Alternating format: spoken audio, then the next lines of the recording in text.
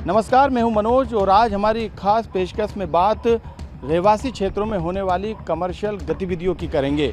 Supreme court की सख्ती के बाद नगर निगम हरकत में आया, तो अब इस कार्रवाई से रहवासियों को न्याय की उम्मीद है, तो प्रशासन भी रहवासियों के साथ व्यापारियों को राहत मिले, इसको लेकर बीच का रास्ता निकाल रहा है।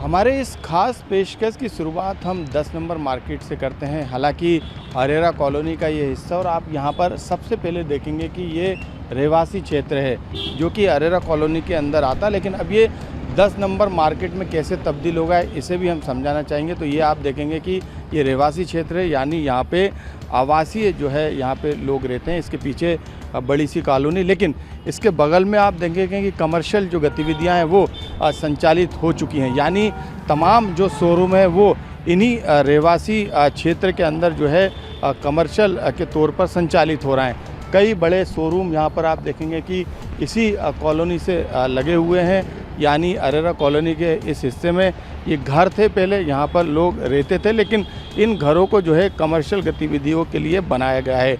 नगर निगम टैक्स लेती है, बाकायदा ये लोग टैक्स भी कमर्शियल टैक्स प्रॉपर्टी का देते हैं, और ये आप देखेंगे कि यहाँ पे तमाम जो अलग अलग शोरूम है वो यहाँ पर कमर्शियल गतिविधियों के तहत यहाँ पर संचालित हो रहे हैं। तो ये जो तमाम शोरूम है ये पहले यहाँ पर घर हुआ करते थे, लेकिन यहाँ पर कमर्शियल तौर पर इनका इस्तेमाल हो रहा है। यही सबसे बड़ा विवाद है, और यही कारण है कि रहवासियों की याचिका पर अब जो है इस पूरे मामले में सुप्रीम कोर्ट ने संज्ञान लिया है, और ये रहवासी क्षेत्र अब 10 नंबर मार्केट में तब्दील हो चुका है।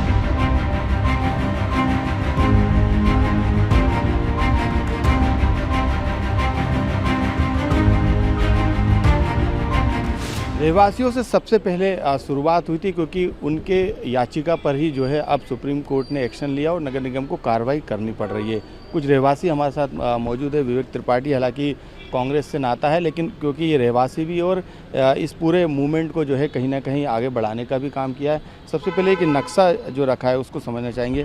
विवेक भाई, क्या है ये? अरेरा कॉलोनी जब बन रही थी तब का नक्शा है, और किस प्रकार से पूरी कॉलोनी बनेगी उसका पूरा लेआउट है। इसमें स्पष्ट रूप से मार्केट कहाँ होगा, स्कूल कहाँ होगा, अस्पताल कहाँ होगा, ये पूरी तरीके से डिफाइन किया गया है। और कमर्शियल एक्टिविटी के लिए भी देखिए कितना बड़ा स्थान रखा गया है कि ये सारे। आप कितने साल से अरेरा कॉलोनी में? मेरा जन्म ही यहीं हुआ है, और कितना बदलाव देख रहे हैं इसमें? 1970 में जब हम यहाँ पे, हमारे पिताजी यहाँ पर आए थे, तब ये पूरी तरीके से आवासी था। और जब ये भूखंड लिए गए थे इस मंशा के साथ में लिए गए थे कि हमारा परिवार चैन सुकून से यहाँ पे रहेगा, और सुकून था। परंतु 2015 के बाद से जिस प्रकार से आवासीय भूखंड के ऊपर गैर कानूनी ढंग से अवैध निर्माण करके ये मॉल बनते जा रहे हैं, इसका हमने विरोध किया। यहाँ पे मार्केट के लिए जगह निर्धारित थी, उसके बाद ये अवैध बनने के लिए किसने परमिशन दी? नगर निगम इन पे आवासीय नक्शे स्वीकृत कर रहा है, फिर व्यावसायिक गतिविधि के टैक्स कैसे ले रहा है? तो ये पूरा साठ गार्ड का परिणाम है, जिसके सामने में कुछ यहाँ पे कमर्शियल गतिविधियाँ, यानी कुछ कॉम्प्लेक्स भी बने हुए हैं, कुछ यहाँ पे शोरूम भी हैं, ये सब अवैध हैं? ये पूरी तरीके से अवैध हैं। ये नक्शे में और दस्तावेजों के अंदर ये घर चिन्हित हैं, और घर की परमिशन है, और घर की परमिशन लेके आपने देखिए मॉल बना लिए। सामने की जो फुटपाथ था वो आपने चुरा लिया, फुटपाथ चोरी हो गया, सड़कों के आसपास चलने के लिए जगह नहीं, आम आदमी चलेगा कैसे? जो पार्किंग की जगह थी वहाँ पे अवैध दुकानें लगा ली गई, तो आदमी चलेगा कैसे, रहेगा कैसे? आम रहवासी परेशान है। निरंतर जिला प्रशासन से याचिका लगाई थी, तो अभी क्या स्टेटस है? हमने जिला प्रशासन से शिकायत की, राष्ट्रीय मानवाधिकार आयोग से शिकायत की, जबलपुर की खंडपीठ में हमने वहां याचिका लगाई। उसके बाद हम सुप्रीम कोर्ट गए हैं। माननीय सर्वोच्च न्यायालय पे हमें भरोसा है। सर्वोच्च न्यायालय रहवासियों के पक्ष में निर्णय ले रहा है। सर्वोच्च न्यायालय की निगरानी में ये पूरी समिति काम कर रही है, और मध्य प्रदेश सरकार को स्पष्ट निर्देश है कि जितने भी अवैध निर्माण है उनको तोड़िए या बंद कीजिए, और 3 हफ्ते के अंदर रिपोर्ट प्रस्तुत कीजिए। बिल्कुल, 3 हफ्ते में रिपोर्ट मांगी है। यहाँ पे कुछ बच्चे भी हैं। बेटा, आप यहीं पे रहते हैं? हाँ, मैं यहीं पे रहती हूँ। अच्छा, दिक्कत होती है आप लोग को? यहाँ खेलने को जगह नहीं है? हाँ, मैं अपनी दादी के साथ मार्केट नहीं आती हूँ, मैं यहाँ पर साइकिल नहीं चला पाती हूँ, तो मैं ये सब बंद करवाना चाहती हूँ। बिल्कुल, बच्चे भी यही कह रहे हैं कि बंद करवाना चाहिए। कुछ और रहवासी मुनि से बात कर लेते हैं। किस तरीके की समस्याओं का सामना करना पड़ता है आप लोग को? कोई प्रशासन ने सुनी नहीं, हाई कोर्ट में कुछ आगे बढ़ा नहीं मामला, अब सुप्रीम कोर्ट गए आप लोग। जी हाँ, बहुत परेशानी होती है यहाँ पे। जो जनरेशन है, जनरेशन को देखते हो, हुक्का बार है, चाय सुट्टा है, ये सब चीज़ें गलत गलत। लड़की एक बाहर घूम नहीं पा रही है, जो पहले फ्रीली घूम पाते थे, कर पाते थे। अब इतनी इलीगल एक्टिविटीज़ बढ़ चुकी है कि फ्रीली कुछ भी है, क्राइम अपनी तरह बढ़ते जा रहा है ना। घरों में ये सब खोल दिए हैं तो कभी हम छत पे नहीं आ सकते हैं, नीचे टहल नहीं सकते हैं, कहीं सेफ्टी नाम की चीज़ नहीं है। जो बड़े बड़े ऐसे जेट ब्लू ये सब खुल गए हैं, जिन्हें मॉल में होना चाहिए वो यहाँ खोल के अपना यहाँ तो branding कर पहले रहे हैं। घर हुआ करते थे, लेकिन जी हाँ। आपके सामने ये सब चीज़ें बनी। जी हाँ, सामने बनती जा रही हैं। कंपटीशन के चक्कर में सब अपना अपना नीचे का स्पेस देते जा रहे हैं शॉप्स के लिए, ऊपर घर रह रहे हैं, तो ये गलत है ना। इस पे एक्शन होना चाहिए। आप लोग को इससे दिक्कत होती होगी क्योंकि बहुत ही ज़्यादा दिक्कत है, क्योंकि हम लोग फ्री सेफ नहीं है, प्राइवेसी नाम की चीज़ नहीं है। छत पे नहीं आ सकते, नीचे नहीं टहल सकते, कैसे टहलेंगे? बाजू में कुछ खुला है, बाजू में कुछ खुला है, इस तमाम तरीके की दिक्कत है। पार्किंग भी एक बहुत बड़ी समस्या है। घरों के आसपास यदि कॉम्प्लेक्स बन जाते हैं या मार्केट बन जाते हैं तो दिक्कत तो होती है, खास तौर से रहवासियों को। बिल्कुल, सबसे बड़ा जो प्रॉब्लम हम आज के टाइम पे फेस कर रहे हैं वो है ट्रैफ़िक। अगर आप देखेंगे कि यहाँ पे ट्रैफ़िक का इतना इशू है, भाई एक किसी भी शॉपिंग मॉल में जाने के लिए किसी इंसान को पार्किंग की स्पेस चाहिए होती है। पार्किंग तो है ही नहीं, क्योंकि सब जगह मॉल्स डेवलप हो गए हैं, सारी चीज़ें। हमारे बच्चे साइकिल नहीं चला सकते। जिस टाइम पे यहाँ पे जो ये सिर्फ रेसिडेंशियल एरिया था, ये कमर्शियल नहीं था, और आज जब एक रेसिडेंशियल एरिया को आपने कमर्शियल कर दिया तो जो रेसिडेंशियल लोग हैं वो कहाँ जाएंगे साइकिल के लिए? आपने पार्क तो नहीं डेवलप करा, आप किसी जगह पे मॉल आपने क्रिएट कर दिया, बना दिया। आपने यहाँ पे पार्क या बच्चों के लिए या बड़ों के लिए कोई घूमने की जगह या कुछ एक नॉर्मल जो चीज़ ज़रूरी है वो तो नहीं करी। आप मॉल्स और शॉप्स और कॉम्प्लेक्सेस यही डेवलप करे जा रहे हैं, और उसमें भी इतनी गलत गतिविधियाँ होती हैं कि आप सोच नहीं सकते हैं। क्योंकि आसपास पूरा मार्केट से घिरा हुआ इलाका है आपका, क्योंकि ना ज़्यादा पार्क हैं, पार्क भी दूर होंगे, यहाँ तो मुझे नज़र नहीं आया। हाँ, पार्क्स भी नहीं है, और सबसे बड़ी बात यह है कि पहले एक दो मतलब कुछ चुनिंदा शॉप्स थी 10 नंबर पे। अब हमें ऐसा फील होता है कि हम मार्केट में रह रहे हैं, हमारा घर नहीं है। अब हम ऐसा लगता है कि हम मार्केट के बीच में रह रहे हैं। सारे दिन का शोर है, इतना मतलब कोई प्राइवेसी नहीं है आपकी, कहीं भी आप सेफ़ नहीं हो, शांति नहीं है बिल्कुल भी कहीं पे भी। घर से निकलना मुश्किल है, बहुत ज़्यादा मुश्किल है। आपके पास पार्किंग नहीं, आप कहाँ जाएंगे? प्रशासन से लेकर तमाम जगह पर शिकायतें की, लेकिन सुनी नहीं। अब सुप्रीम कोर्ट एक्शन में आया।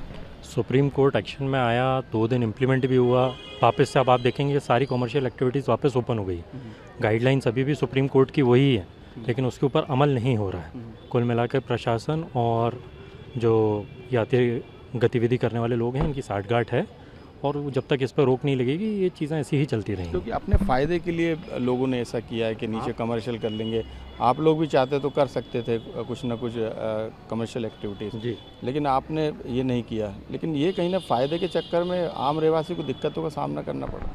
आधे से ज़्यादा आप अगर 360 डिग्री अपना कैमरा घुमाएंगे तो यहाँ पे मेन मार्केट के जितने घर थे वो सब के सब एक शॉपिंग कॉम्प्लेक्स में बदल चुके ये हैं। मैं सामने भी देख रहा हूँ, यहाँ पीछे देखेंगे ये सारे बिल्डिंग, इनका जो परमिशन है ये रहवासी हैं, they are registered under Arera colony address, और ये सब इन लोगों ने तो अभी बने भी हुए हैं, लेकिन जी है ना, आप बिल्कुल देखेंगे आजू बाजू घर ही हैं, और लोगों ये भी घर थे, इनने तोड़ के इसको अपना कॉम्प्लेक्स बना दिया और लीज पे दे दिया है। खुद रह रहे हैं बाहर, और यहाँ पे सिर्फ रेंट के चक्कर में ये इलीगल एक्टिविटीज़ चल रही हैं। इसका बिल्कुल तौर पे एक कट गवर्नमेंट को भी जाता होगा, या जो अधिकारी जो इसको लीगलाइज कर रहे हैं, क्योंकि ये बिल्डिंग एक दिन में खड़ी नहीं हो सकती, कभी बनने में समय लगता है। नगर निगम के प्रशासन के अधिकारी हैं जो ये सब देखते हैं, लेकिन उसके बावजूद ये सब चीज़ें चल रही हैं। रजिस्ट्री होगी आपकी, उसमें आवासी लिखा है, लेकिन यहाँ तो कमर्शियल हो गया पूरा। नहीं, इसमें आपने अच्छा सवाल करा। मैं आपके द्वारा सबको ये मैसेज देना चाह रहा हूँ, जो व्यापारी गण जो इकट्ठा हुए हैं और जो एक भ्रम की स्थिति फैला रहे हैं। अरेरा कॉलोनी की अगर अपन बात करें, 1968 में नज़ूल ने ये कॉलोनी बनाई थी। ये लेआउट आपने अभी देखा, ये पूरा रहवासी एरिया था, जिसमें बीच बीच में छोटे छोटे पास दे रखे थे रहवासियों के लिए। एक छोटा सा मार्केट डेवलप करा था, जो आपके इस तरफ है, ये बीडीए का मार्केट है, जो उस कम्युनिटी ओरिजिनल मार्केट, ये ओरिजिनल मार्केट इसका आज तक कभी किसी रहवासी ने विरोध नहीं करा, लेकिन जब हमें दिखा कि धीरे धीरे अब कोई यानी रहवासी जो मकान थे उनको खरीद के कुछ रसूखदार लोग आके इसमें कमर्शियल इलीगल कंस्ट्रक्शन कर रहे हैं जो अलाउड ही नहीं है, क्योंकि लैंड यूज़ का वायलेशन किसी भी कोई भी शहर हो कहीं भी अलाउड नहीं रहता। हम लोगों ने इनकी शिकायतें शुरू करी, 98 से हम लोग ये लड़ाई लड़ रहे हैं, किसी ने हमारी नहीं सुनी, नगर निगम ने नहीं सुनी, प्रशासन ने नहीं सुनी, हम लोग मानव अधिकार आयोग गए, हम लोग हाई कोर्ट गए, हमें जब कहीं से न्याय नहीं मिला, आज माननीय सर्वोच्च न्यायालय ने जो निर्णय दिया है अब ये कहीं ना कहीं मजबूर हुए हैं। और हम फिर कहना चाहते हैं हमारी लड़ाई व्यापारियों से नहीं है, हमारी लड़ाई इन भवन मालिकों से है जिन्होंने अपने रसूख का अपनी पावर का गलत इस्तेमाल कर नगर निगम और प्रशासन से मिली भगत करके बड़े बड़े मॉल खड़े कर दिए हैं। इसमें आप देखेंगे व्यापारी नहीं है, इसमें बड़े बड़े ब्रांड हैं और ये बहुत ही यानी लीगल चीज़ है। जो बड़े बड़े ब्रांड आते हैं वो व्यवसायिक जगहों पे आते हैं, उनके लिए ऑलरेडी मॉल्स बने हुए हैं, लेकिन वहाँ से ना बच के रहवासी एरिया को जो बर्बाद करने के लिए आए हैं। यहाँ पे सुख शांति अमन चैन जिसको देखते हुए जिसको समझते हुए लोगों ने यहाँ पर आवास लिए थे। लेकिन यहाँ पर ये भी सवाल उठता है कि सरकार ने इस कार्रवाई का समर्थन नहीं किया, यानी उन्होंने कहा कि हम व्यापारियों के साथ रोक लगा दी कार्रवाई, लेकिन सुप्रीम कोर्ट ने फिर उनकी जो कमेटी बनाई थी उसको भंग कर दिया कि जो समानांतर जांच है वो नहीं चल सकती, हमने निर्देश दिए उसी पे पालन होना चाहिए। तो सरकार नहीं चाहती क्या ये जो आप लोग चाह रहे हैं वो हो? यही गठबंधन तो समझ में नहीं आ रहा कि सरकार और विभाग का इन व्यापारियों से इतना यानी कैसा गठबंधन है, ये हमें भी विचारनी, क्योंकि मैंने बताया कि हम लड़ाई 98 से लड़ रहे हैं और लड़ाई कानूनन है। भाई लैंड यूज़ का वायलेशन तो हम पे भी लागू होता है, इन पे भी लागू होता है, हर किसी सिटीज़न पे कानून तो कानून है, लेकिन इनका क्या गठबंधन आपस में सरकार का या ये नगर निगम का प्रशासन का, कहीं ना कहीं इनके पर्सनल फाइनेंशियल इंटरेस्ट जुड़े हुए हैं। जैसा मैंने बोला कि यहाँ पर व्यापारी नहीं, ये भवन मालिक हैं। अब लेकिन सुप्रीम कोर्ट के आदेश से अब ये सारे भवन मालिक चिन्हित हो रहे हैं। आज जो नोटिस सर्व हो रहे हैं, नगर निगम भी जो नोटिस सर्व दे रहा है वो किसी क्रोमा को नहीं दे रहा, वो किसी मोन्शियर को नहीं दे रहा, वो किसी रिबॉक को नहीं दे रहा, वो किसी स्केचर्स को नहीं दे रहा, वो भवन मालिक को दे रहा है। अब ये कम से कम भवन मालिक सारे के सारे एक्सपोज होंगे। और मैं आपके माध्यम से एक चीज़ अब मैं आपसे निवेदन करता हूँ, आप वो जो इन्होंने एफिडेविट माननीय सुप्रीम कोर्ट में जमा कराया, आप उसमें देखेंगे तो आपको वो सारे भवन मालिक आइडेंटिफाइड हो जाएंगे। वो सारे के सारे कहीं ना कहीं रसूखदार हैं और अपनी पावर का मिसयूज़ करते हुए एक रहवासी क्षेत्र को कमर्शियल में बदलने की जो उनकी साजिश है, अब माननीय सुप्रीम कोर्ट के आदेश से वो बिल्कुल कामयाब होगी और हम रहवासियों को न्याय मिलेगा। बिल्कुल, रहवासियों की उम्मीद है कि जो सालों की लड़ाई थी उसमें अब उनको न्याय मिलेगा। सुप्रीम कोर्ट क्योंकि सख्त है, लेकिन ये आपने रहवासियों को सुना, रहवासियों की पीड़ा सुनी कि किस तरीके से उन्हें यहाँ पर रहने में दिक्कत होती है, क्योंकि आसपास मार्केट बन गए, कमर्शियल गतिविधियाँ जो है वो संचालित हो गई। तो आपने रहवासियों को सुना, अब हम आगे जो है आपको व्यापारियों क्या कहना है इस पूरे मुद्दे पर वो भी आपको सुनाएंगे।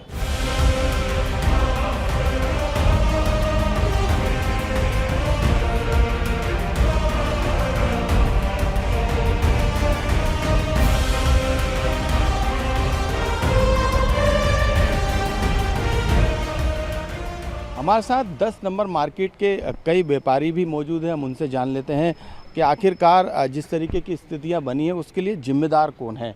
सोनी जी हमारे साथ, उनसे बात करते हैं।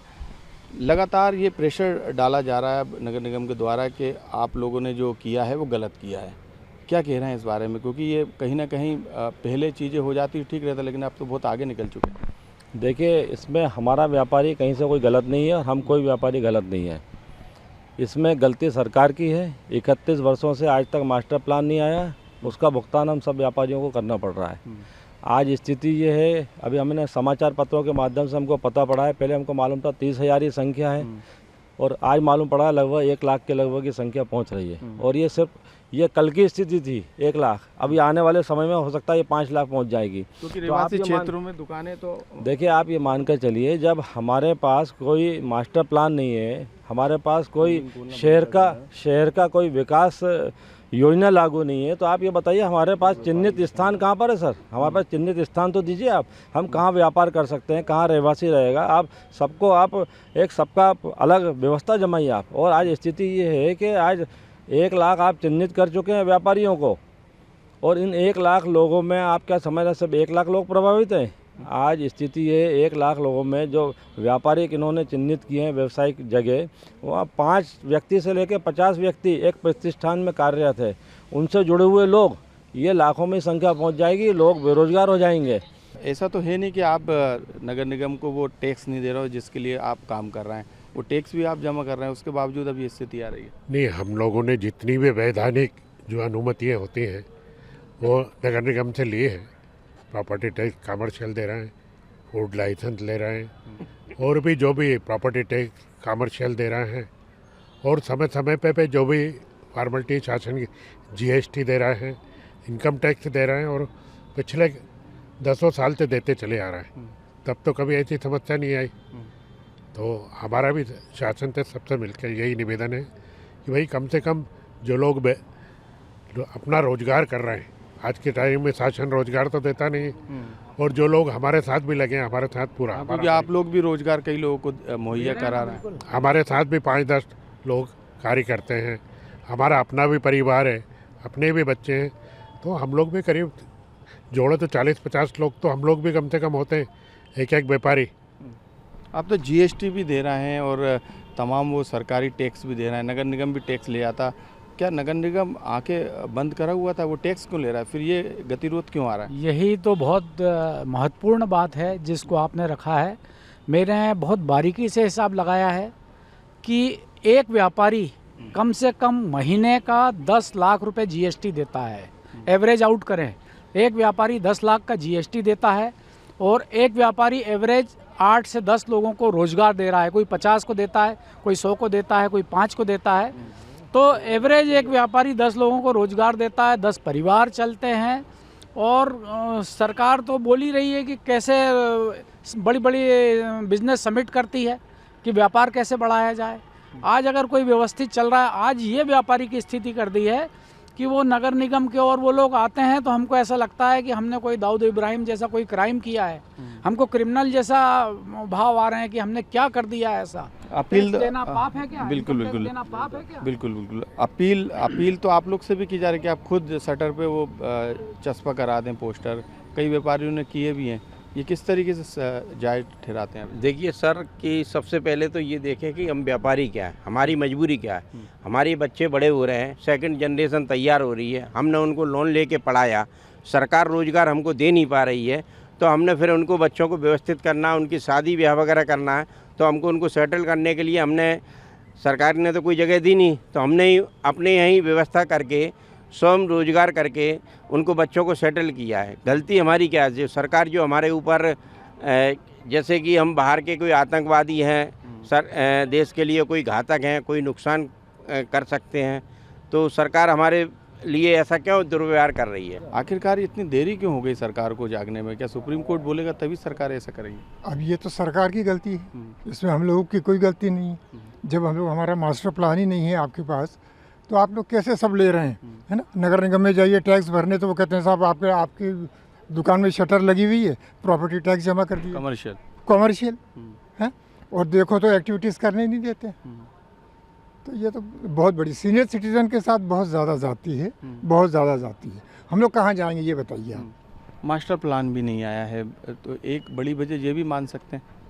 नहीं, मास्टर प्लान का नहीं आना सबसे बड़ी वजह है, क्योंकि कोई भी चीज़ जो अधोसंरचना का विकास होता है वो एक प्लानिंग से होता है। उसमें बहुत सारे जो है वो कंसल्टेंट्स लिए जाते हैं, उनसे राय मशवरा किया जाता है। उसमें सिविल इंजीनियर्स होते हैं, टाउन प्लानर्स होते हैं, उनके अनुभव से और शहर की आवश्यकता के अनुरूप अभी सब डिसबैलेंस हो गया है। जो जिस तरह से पॉपुलेशन बढ़ी है, 1991 में जो है वो 12-13 लाख पॉपुलेशन थी भोपाल की, आज जो है 30 लाख पॉपुलेशन है ना? तो ये जो फ़र्क हुआ है उसके अनुसार रहवासी के साथ साथ जो आवासीय क्षेत्रों के साथ जो कमर्शियल एक्टिविटीज़ होना थी वो रही नहीं, वो कोई डिफाइन नहीं हुई, उसके कारण ये गैप हुआ है। क्योंकि सरकार ने तो रोक लगा दी है सीएम से मुलाकात के बाद, लेकिन सुप्रीम कोर्ट ने फिर वो जो जांच समिति बनाई है सरकार ने, उसको मानने से इनकार कर दिया। नहीं, देखिए सबसे पहले मुख्यमंत्री जी ने बोले स्वरोजगार योजनाएं लागू करी हैं और मैं छोटा सा व्यवसाय है, मैं खिलाई काढ़े का काम करता हूं। मेरे यहाँ 35-40 लड़के वर्कर स्टाफ करता है और मुख्यमंत्री जी ने बोला है कि सिलाई कढ़ाई और उद्योग लघु उद्योग में करने का है। पर क्या छोटी सी ये समस्या है, अपने भोपाल में सबसे पहले मास्टर प्लान नहीं आया। मास्टर प्लान नहीं आया तो व्यवस्था नहीं बनी, किस तरह से अपने घर का सुयोजन करा जाए, किस तरह से अपनी व्यवस्थाएँ बनाई जाए। तो सबसे पहले प्रमुख कारण है कि अपने भोपाल में मुख्य है कि मास्टर प्लान है। सबसे पहले मुख्यमंत्री जी और जो आदरणीय सभी निवेदन है कि मुख्यमंत्री से हमारी छोटी सी आवेदन है कि मास्टर में अति लेके गए और समस्या को समाधान करें। बिल्कुल, क्योंकि सुप्रीम कोर्ट ने जो है, आप लोग ने जो हाई कोर्ट में स्टे लेके आए थे उसको भी वेकेट कर दिया, उन्होंने उसको भी मानने से इनकार कर दिया। देखिए, कहीं ना कहीं सरकार ने हमारा पक्ष ठीक ढंग से नहीं रखा। उन्होंने ये नहीं बताया कि हमारे यहाँ ये जो समस्या खड़ी हुई है भोपाल में, इतनी बड़ी संख्या में जो चिन्हित किए गए हैं, ये और प्रदेशों की जो राजधानी है वहाँ पर ये स्थिति नहीं है। ये सिर्फ हमारे मध्य प्रदेश में जो भोपाल है, इस राजधानी में ये है, क्योंकि यहाँ पर 31 वर्षों से मास्टर प्लान नहीं आया है। आप क्या कहना चाहेंगे? भोपाल एक ऐसा शहर है जहाँ पे मतलब मध्य प्रदेश का मास्टर प्लान न होने के कारण there is no definite zone where to work out. अगर आप स्थिति, जो हमारे भाई साहब ने भी कहा है, अगर स्थिति आप पुरानी देखें, जो पुराना मास्टर प्लान बना था वो 95 से लेकर 2005 तक का था। 2005 के बाद में कोई ऐसा डेवलपमेंट प्लान नहीं है। जबकि आप इंदौर देखिए, 2010 का वहाँ पर प्लान है जिसमें मिक्स यूज दिया गया है, नीचे दुकान है, ऊपर आपका आवास या जो भी आपका ऑफिस है। मेरा यही निवेदन है कि सरकार को, जो भाई साहब का कहना है, हम टैक्स जरूर दे रहे हैं, लेकिन चूंकि अगर आप देखोगे आवासीय वर्सेस कमर्शियल, उसका टैक्स लायबिलिटी अलग होती है। भाई हम अगर कोई दुकान लेते हैं उसकी कीमत, फॉर एग्जांपल अगर प्लॉट 1 लाख का है तो दुकान की कीमत 3 लाख आती है, या फ्लैट अगर 1 लाख का है तो दुकान की कीमत 3 लाख आती है। तो वो जो टैक्स की लायबिलिटी है वो भी हम करने को तैयार है, अगर उसको रेगुलाइज कर दिया जाए। ठीक है, बिल्कुल, तमाम समस्याएं हैं व्यापारियों की, लेकिन सबसे बड़ा सवाल है कि जिम्मेदार कौन है। लेकिन व्यापारी इस तरफ भी नहीं जाना चाहते। व्यापारियों कहना है कि उन्हें अब बस एक समाधान चाहिए, और समाधान ये कि जो उनकी दुकानें हैं, जो उनके उद्योग धंधे हैं, वो निरंतर चलते रहें।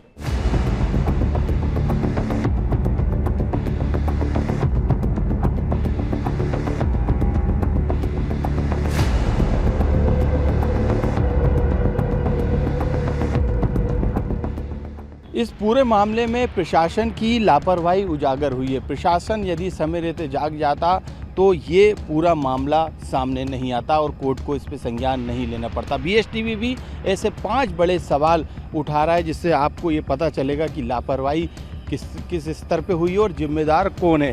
पहला सवाल, नगर निगम क्यों ले रहा था कमर्शियल टैक्स, ये पहला सवाल है। दूसरा, BSTV का बड़ा सवाल है कि प्रशासन ने आँख पर पट्टी बांधकर क्यों रखी, ये दूसरा सवाल है। तीसरा हमारा बड़ा सवाल BSTV का है कि मास्टर प्लान आखिरकार क्यों लागू नहीं हुआ।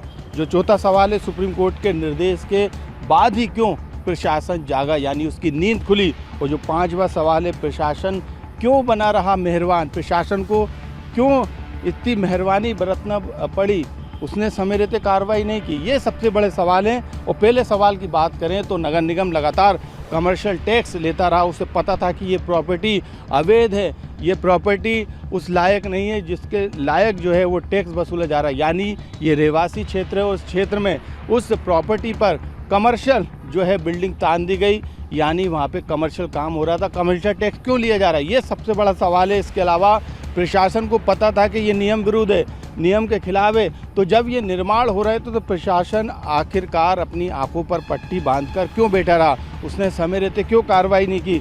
तीसरा है मास्टर प्लान। मास्टर प्लान को लेकर लगातार सवाल खड़े हो रहा है। प्रशासन यदि समय रहते मास्टर प्लान को लागू कर देता तो ये स्थिति आज निर्मित नहीं होती, मास्टर प्लान के तहत काम होता। लेकिन सालों से मास्टर प्लान लागू नहीं करने की वजह से ये बिल्डिंगें जो रहवासी क्षेत्र में हैं वो पनपती रही, और अब भोपाल में 1 लाख से ज़्यादा ऐसी अवैध कमर्शियल बिल्डिंगें जो है बन चुकी है, जहाँ पर इस तरीके की गतिविधियाँ संचालित हो रही। आखिरकार प्रशासन कोई निर्देश देता है, चाहे वो कोर्ट दे या सरकार दे, उसके बाद ही क्यों जागता है, ये सबसे बड़ा सवाल है। नींद उसकी समय रहते क्यों नहीं खुलती है। प्रशासन मेहरबानी बरतता, यानी यहाँ पर आरोप लगाया जा रहा है कि प्रशासन की मिलीभगत के कारण ही ये सब संभव हो पाया है। तो ये 5 बड़े सवाल हैं जो कि बताते हैं कि किस तरीके से जिम्मेदार कौन है और लापरवाही किसने बरती, जिसका खामियाजा आज रहवासियों को भी भुगतना पड़ रहा है। और इस तलवार की धार पर व्यापारी भी आ गए हैं।